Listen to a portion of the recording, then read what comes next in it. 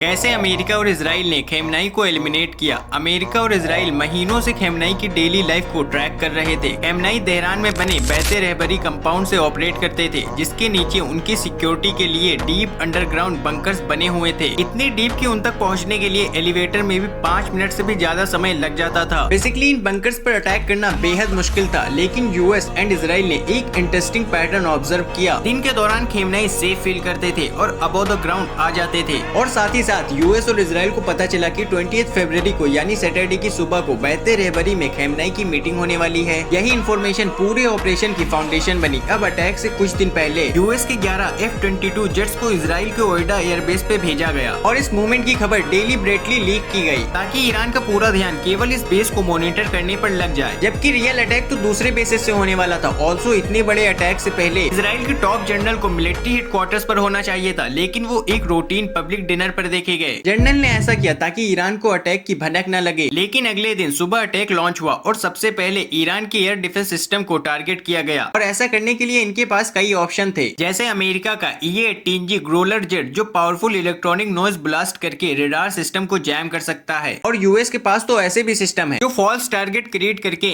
Enemy की air defence system को ऐसे जेट्स पर फायर करवा सकते हैं जो रियलिटी में एग्जिस्ट ही नहीं करते। अब मेथड चाहे जो भी हो, रिजल्ट ये था कि ईरान का air defence system almost completely fail हो गया। रास्ता क्लियर होते इजराइल जेट्स ने खेमनाई के कंपाउंड पर 30 बम गिरा दिए, जिसके कारण वो और करीब 40 और ऑफिसर शहीद हो गए। और ऐसी इन्फॉर्मेशन वीडियोस के लिए मुझे फॉलो कर सकते हो।